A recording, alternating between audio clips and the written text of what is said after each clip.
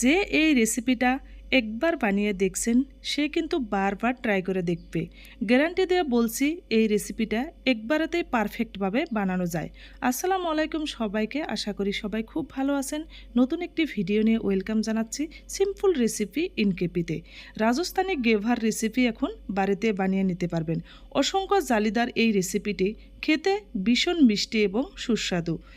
রাজস্থানের এই ঘেভার রেসিপিটা বানানোর জন্য প্রথমে একটা পাত্র নিতে হবে। পাত্রর মধ্যে আমি 5 চামচ ঘি নিয়ে নিচ্ছি, খাঁটি গরুর গাওয়া ঘি।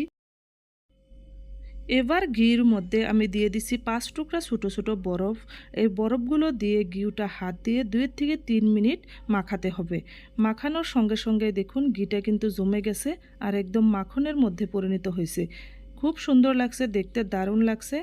এবার গেভারটা বানানোর জন্য এখানে ময়দা বা আটা যে যেটা ইউজ করতে পারেন। বরফের টুকরোগুলো আমি সাইড করে বাটিতে রেখে দিব, পরে কিন্তু ইউজ করা যাবে। এবার এখানে 1 বাটি ময়দা আমি দিয়ে দিছি।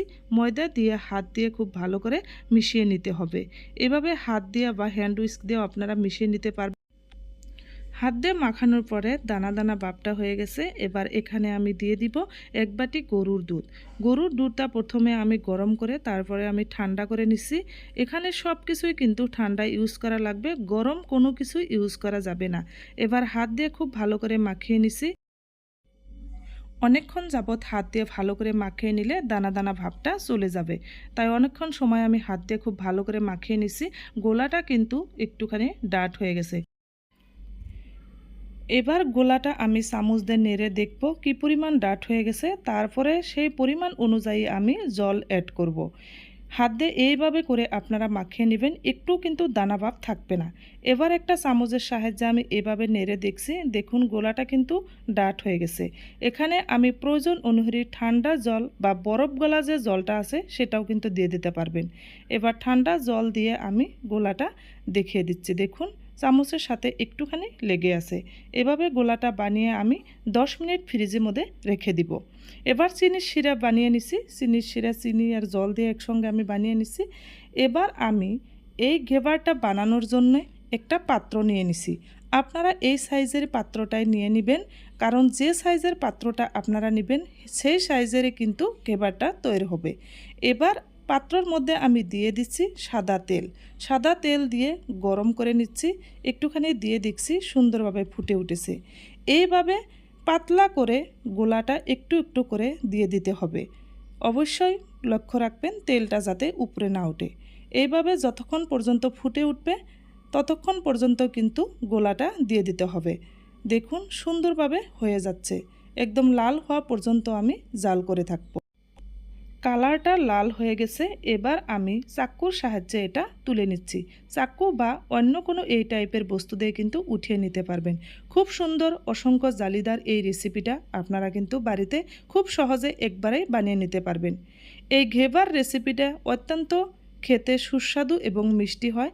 দুধ মালাইয়ের সাথে এই রেসিপিটা খেতে বেশ মজা। দেখুন আর একটা বানিয়ে নিলাম। এই ঘেভার রেসিপিটা এক একজনে এক এক রকম করে বানায়। যে যে সাইজের পাত্রটা দিবেন সেই সাইজের ঘেভারটাই কিন্তু হবে। আর যদি আপনারা গোলাটা ইচ্ছা মতো দিবেন যাতে সেই অনুযায়ী মোটা বা পাতলা হয়। সবগুলোই হয়ে গেছে, আমি এবার নামিয়ে নিচ্ছি। এবার গেভারের উপরে দেওয়ার জন্য যে মালাইটা আমি বানাবো তার জন্য এখানে আমি 1/2 লিটার গরুর দুধ নিয়ে নিছি। সাথে দিয়ে দিছি 1 বাটি গুঁড়ো দুধ। গুঁড়ো দুধ দিয়ে আমি এই দুধটা একটুখানি সময় জাল করে নিব যাতে মালাইটা ঘন হয়ে যায়। এভাবে করে আমি মালাইটা বানিয়ে সাইডে ঠান্ডা হওয়ার জন্য রেখে দিব। দেখুন অনেকগুলো আমি এই ঘেভার বানিয়ে নিচ্ছি। অসংখ্য ছিদ্র জালিযুক্ত এই রেসিপিটা যদি আপনাদের ভালো লেগে থাকে নিশ্চয়ই লাইক, কমেন্ট, শেয়ার এবং সাবস্ক্রাইব করবেন। যদি ফেসবুক থেকে ভিডিওটি দেখছেন নিশ্চয়ই আমার পেজটিকে ফলো করে পাশে থাকবেন। এবার একটা প্লেটে আমি তুলে নিচ্ছি। এখানে উপরে দিয়ে দিছি আমি চিনির শিরা। চিনির শিরা দিয়ে এবার আমি মালাই দিয়ে দিছি। অনেকেই কিন্তু মালাইটা ডাট করে বানিয়ে নেয়, আমি কিন্তু একটু পাতলা সাইজের করে বানিয়ে নিচ্ছি। এবার আমি উপরে মালাইটা দিয়ে দিচ্ছি। মালাইটা দেওয়ার পরে আপনারা যে কোনো একটা বাদাম দিলেও দিতে পারেন, না দিলেও না দিতে পারেন, পুরোপুরি এটা অপশনাল। আমি এখানে দিয়ে দিচ্ছি পেস্তা বাদাম কুচি, একটু খেতেও ভালো লাগবে, দেখতেও কিন্তু খুব সুন্দর লাগবে। দারুণ সুন্দর এই রাজস্থানি ঘেবার রেসিপিটা আপনারা চাইলে কিন্তু বাড়িতে একদিন ট্রাই করে দেখতে পারেন। যদি রেসিপিটা ভালো লেগে থাকে নিশ্চয়ই আমার ভিডিওটি একবার শেয়ার করে দিবেন। আর অবশ্যই কিন্তু নতুন নতুন রেসিপি পাওয়ার জন্য কমেন্ট করবেন, আমি অবশ্যই আপনাদেরকে নতুন নতুন রেসিপি দেখাবো।